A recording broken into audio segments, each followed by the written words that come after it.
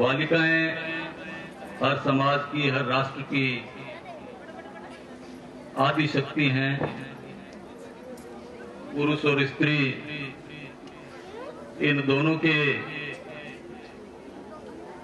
एक साथ काम करने से संसार का कार्य व्यापार चलता है।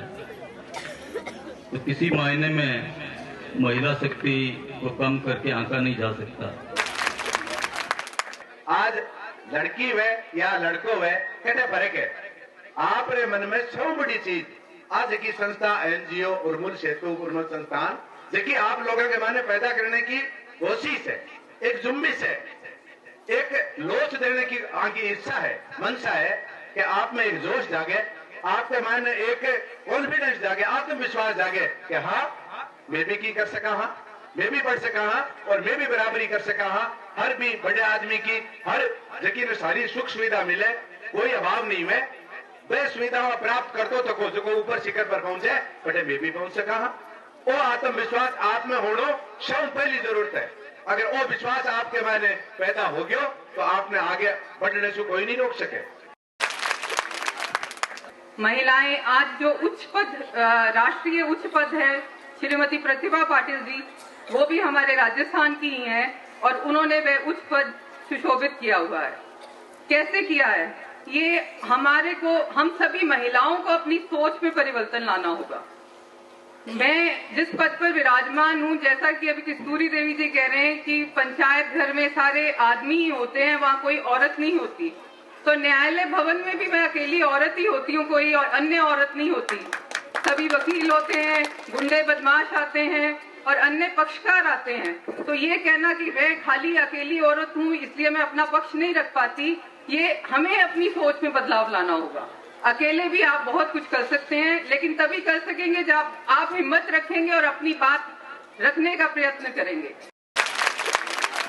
जब महिलाओं के वातावरण की बात करते हो, सब समाज में प्रतिकूल वातावरण है और जहाँ पे मैं जिस कुर्सी पे बैठती हूँ वहाँ पे सबसे बदमाश, गुंडे, मवाली सब आते हैं, लेकिन मुझे भी उनको ट्रीट करना पड़ता है। तो आप सब लोग यदि उस तरह की क्षमताएं अर्जित कर लेंगे तो निश्चित रूप से आप सक्षम हो पाएंगे। तो मुझे लगता है कि इस तरह के उद्बोधन, इस तरह की प्रेरणा हमें जो दी गई है वो हमारे साथ रहेगी।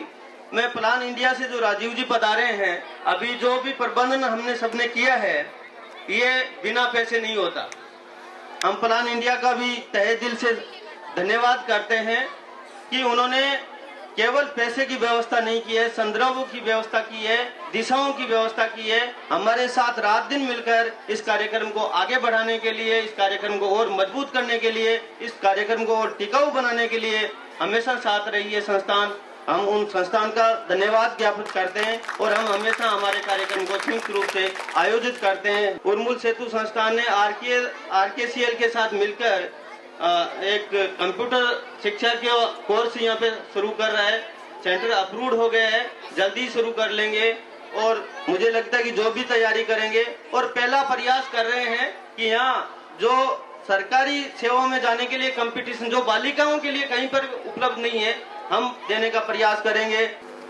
आप लोगों ने अठे देख, मैं बैठू आ रहे हो तो चेतन जी अठे बात कर रहा कि आप बहुत बड़ी बात है कि आप लोग अकेला अठे आयो, घना सी माता पिता अठे कौन नहीं। आज से 25-26 साल पहले यही लून के अंसर में मैं लोग जब गांव में जानता लोग निकलते नहीं थे और लड़कियां ने इतनी दूर भेजना तो बिल्कुल गलत। मैं मानता ही कौन है कि लड़कियां ने क्या भेजा, पर ये बड़ी बात है और इसको देख के खुशी होती है कि जो काम यहाँ के साथियों ने किया है 25 वर्षों में वो हर लड़की के आंख से बोलता है।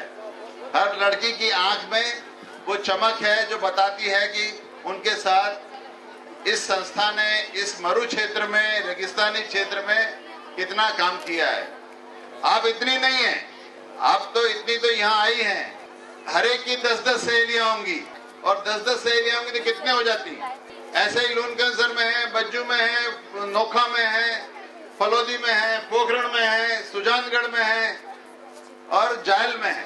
तो अगर इसको पूरे को देखें तो पूरे रेगिस्तानी क्षेत्र में हजारों हजार लड़कियां इस तरह की हैं जो आगे बढ़ी हैं। सम्मान है एक माध्यम है जिका मेरे ख्याल अरविंद जी बने हैं, जिका राष्ट्रीय स्तर पर जो बाल अधिकार संरक्षण जो आयोग है, भी आयोग में राजस्थान सिर्फ 2 प्रतिनिधि लिया गया है और बांगमा इस संस्था ने खास बाल अधिकारा में काम न देखता थका और इस तरह की रुचि ने देखता थका। एक और जिम्मेवारी है जिसकी संस्था ने सौंपी गई है और इन्हें काबिल समझा गया है। तो ये खातर मैं आज समझूं कि पूरे उर्मुल परिवार को और ये इलाके को बड़ो सम्मान है और आ एक बड़ी महत्वपूर्ण जिम्मेदारी भी है उर्मुल परिवार की कि किया बाल अधिकारों को अच्छो संरक्षण और इस तरह का कार्यक्रम कराया जाए। लेकिन आज भी हम देखते हैं कि हमें हमारे घर से बाहर जाना हो, दिल्ली जाना हो, तो हिंदी में पढ़ा लिखा आदमी अनपढ़ की तरह ट्रीट होता है। उसको अंग्रेजी का ज्ञान नहीं है, अंग्रेजी वो बोल नहीं पाता, तो दिल्ली के क्लियर रूम में उसको अनपढ़ माना जाता है। उसी प्रकार से आप लोगों ने गांव में जो शिक्षा ग्रहण कर रहे हैं, अगर आपको कंप्यूटर का ज्ञान नहीं होगा तो वो चीज़ एक अनपढ़ जैसी फिर हो जाएगी। इसलिए आप लोग अब शिक्षा के साथ साथ कंप्यूटर चलाना सीखें। कंप्यूटर अब सरकार जल्दी ही बहुत सस्ते में उपलब्ध कराने की सोच रही है, जो 1000-2000 रुपये में आप लोगों को गांव में पीसी टैबलेट के रूप में मिलेगा। उस कंप्यूटर से आप सीखेंगे, पूरी दुनिया उस कंप्यूटर के अंदर होगी। अभी गांव में राजीव गांधी सेवा केंद्र हर पंचायत मुख्यालय पर बने हैं, उनमें भी कंप्यूटर से इंटरनेट के माध्यम से पूरे विश्व को जोड़ा जाएगा। आप लोग वहां भी प्रशिक्षण प्राप्त कर सकते हैं। आप बेटी हैं, बहन हैं, कल एक बहू बनेंगे, परसों एक माँ और सास बनेंगे। परिवार का सबसे जो बड़ा केंद्र है वो सिर्फ कमाने का काम करता है, घर से बाहर का काम करता है। अगर उसकी परवरिश देखा जाए, उसकी सार संभाल देखी जाए और परिवार को संभालने की अगर बात देखी जाए तो वो शुरुआत एक महिला से होती है। इस दायित्व को आप अच्छे से निभाते हैं, इसलिए आपको अपनी सुरक्षा भी सरकार के माध्यम से स्वयं की करनी है। शिक्षा के मायने आपने आपनो उद्देश्य है, आपनो लक्ष्य है, वो एक निर्धारित करना पड़सी। कई बार किया मैं 10वीं पास कर ले, 12वीं पास कर ले, फर्स्ट ईयर सेकंड ईयर मैंने पूछा भाई कहीं करे, बोले पढ़ा, बोले क्या कर शो पढ़, बोले वो तो ठाकुर नहीं, तो भैया क्यों पढ़ो या भूत भोली में पढ़े जाओगे। 10वीं 12वीं करने के बाद के माने बहुत सारी धाराएं है, बहुत सारा मार्ग है, जगह के ऊपर जाए और आप बहुत सी प्रकार को प्रशिक्षण प्राप्त कर सका और अपने जीवन के माने आप कीन की यहाँ के लिए चीज हासिल कर सका जी को अपना जीवन यापन भी हुए और आप समाज के माने अपने घर परिवार के माने भी अच्छी तरह व्यवस्थित हो उसका।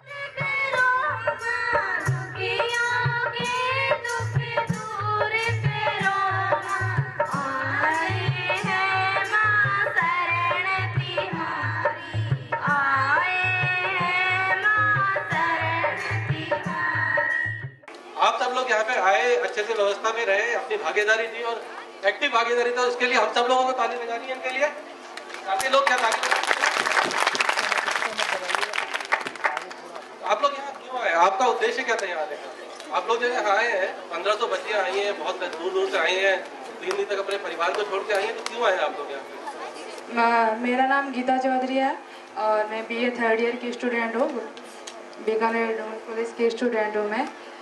मैं 3 दिन में जो ये बालिका सम्मेलन आयोजन किया गया, इसलिए हम इसलिए आए कि यहाँ जो बालिकाओं के जो जिंदगी में जो समस्याएं आती है उन्हें यहाँ ये किस तरह मैनेजमेंट कर सकती है, किस तरह लड़ सकती है और हम अपनी ज़िंदगी जीने के जो तरीके हैं वो बहुत ही ढंग से सिखाए जा रहे हैं। यहाँ पे जो रेडियंस की जो टीम आई थी, बहुत अच्छे तरह से उन्होंने हमें बताया कि हम किस तरह से अपनी उलझी हुई अंधकार में ज़िंदगी को अच्छा तरह बना सकते हैं और किस तरह से हम एक दूसरे से प्यार से रह सकते हैं और किस तरह से हम उन बदमाशों से लड़ सकते हैं जो हमारा शोषण करते हैं।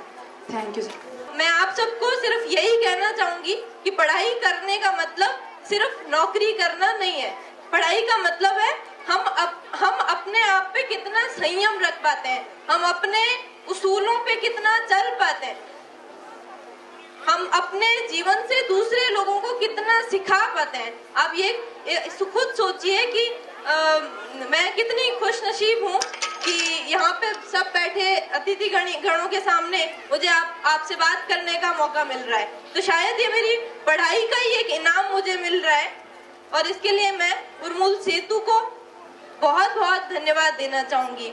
बात आती है अपने आप में बदलाव की, तो बदलाव जो है वो विचारों में कम आता है, हमारे पहनावे में ज्यादा बदलाव आ जाता है। और हम ये सोचते हैं कि अगर हमने अपने पहनावे में बदलाव कर लिया तो हम आधुनिक बन गए। आधुनिक बनना है तो हमें अपने विचारों से बनना होगा, जिसमें आप विभिन्न तरह की शपथ ग्रहण करते हैं कि हमें दहेज नहीं लेना है, हमें कन्या भ्रूण हत्या नहीं करनी है, हमें इस बालिका शिक्षा को बढ़ावा देना है, हमें बाल विवाह नहीं करने हैं। तो ये सारी जो कुरीतियां हैं उसमें हम सबको अपना एक रोल मॉडल बनाना पड़ेगा, अपने आप को एक उदाहरण देना पड़ेगा। 13 से 14 साल की जो उम्र की यहाँ जो लड़कियां हैं या जो इसमें इस उम्र में कदम रखने वाली हैं, उनको ये प्रॉब्लम्स झेलनी पड़ेगी। सोचिए कि ये प्रॉब्लम आ चुकी है। अब इस प्रॉब्लम में हमारे दिमाग में भयंकर टेंशन हो रही है, पेट में दर्द भी होता है, कमर में दर्द भी होता है, ना तो हम 1 किलोमीटर चल सकते हैं ना सोच सकते हैं इस बारे में। तो उस समय में आप समझ रही है मैं आपको क्या कहना चाह रही हूँ, है ना? तो उस समय में आप ज्यादा शारीरिक श्रम ना करें, ज्यादा भारी वजन वाला काम आप ना करें। हो सके तो दिन में 8 से 6 गिलास पानी पिए, क्योंकि पानी पीने से शरीर में तंदुरुस्ती आती है, ऊर्जा आती है। और अगर हो सके तो आप नींबू पानी भी ले सकते हैं। और हम जो यहाँ पर आए हैं, हमें यह नहीं लगा कि हम घर पे नहीं है, हमें यहाँ घर जैसा माहौल मिला।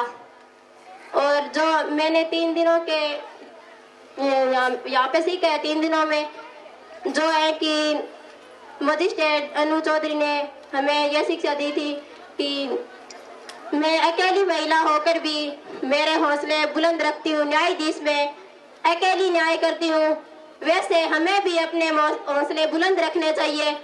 और मैं ये चाहती हूँ कि मुझे लगता है, ऐसा नहीं लगता है कि कोई हौसला बुलंद नहीं रखेगी। जो 1500 बालिकाएं आई हुई हैं, वो तो मुझे ऐसा लगता है कि जो मजिस्ट्रेट अनु चौधरी ने ये बात बताई है, उनको पूरी गौर से रखकर अपना हौसला हमेशा बुलंद रखेगी। जो पढ़ना चाहती हैं लेकिन फिर भी उनकी आर्थिक दृष्टि से माता पिता कमजोर होने के कारण पढ़ाना चाहते हुए भी नहीं पढ़ा पाते, उसके लिए सरकार ने बहुत सारी योजनाएं बना रखी है, जिससे छात्र बच्चों को छात्रवृत्ति प्रदान करते हैं। और इस तरह के उन्मूल संस्थान जैसी संस्थाएं भी हैं जो इनको आगे बढ़ने के लिए प्रेरित करती हैं। मैं उन्मूल संस्थान को धन्यवाद अर्पित करती हूँ कि वो इन बालिकाओं को आगे बढ़ाने के लिए इतना अच्छा कार्य कर रही है। धन्यवाद आप सभी का। समाचार आते हैं कि नहीं आते? तो समाचार इंग्लिश में आते हैं, हिंदी में आते हैं? हिंदी में भी आते हैं, इंग्लिश में भी आते हैं और दूसरी भाषाओं में भी आते हैं, राजस्थानी में भी आते हैं। तो यदि जिसकी भाषा पर कमांड है अपनी, कोई सी भी भाषा हो, उस भाषा के आधार पर आप वहाँ पर समाचार वाचक भी बन सकते हैं। और यदि किसी को लेखन में रुचि है तो वो पत्रकारिता के क्षेत्र में भी जा सकता है। इसका डिप्लोमा होता है जर्नलिज्म का, वो आप कर सकते हो। लेकिन सबके लिए सबसे पहले आपको 12वीं क्लास अच्छे अंकों से पास करनी होगी, तभी आप अपने भविष्य को आगे दिशा दे पाएंगे।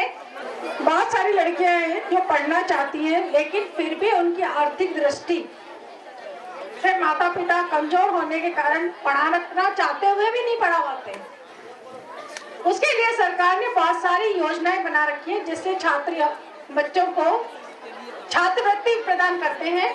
और इस तरह के उन्मूल संस्थान जैसी संस्थाएं भी हैं जो इनको आगे बढ़ने के लिए प्रेरित करती हैं। मैं उन्मूल संस्थान को धन्यवाद अर्पित करती हूँ कि वो इन बालिकाओं को आगे बढ़ाने के लिए इतना अच्छा कार्य कर रही है। धन्यवाद आप सभी का कि आपने मुझे यहाँ सुना। जो शब्द कहना चाहती हूँ, जिसमें कोई गलती हो तो मुझे क्षमा करना। हमारे गांव में उर्मूल संस्था की जो मीटिंग होती है वो बहुत अच्छी चल रही है। हमें अनेक प्रकार की शिक्षा मिलती है, जैसे आपदा के बारे में, दहेज प्रथा, बाल विवाह, अनेक प्रकार की जानकारियाँ प्राप्त होती है जो हमारे भविष्य में काम आएगी। हम पढ़ने जाते हैं 2 किलोमीटर पैदल और हम यही चाहते हैं कि हम पढ़े और तुम सब पढ़ो। मेरा निवेदन है यही है कि हम भी पढ़ना चाहते हैं और तुम भी पढ़ो। जय भीम, जय भारत।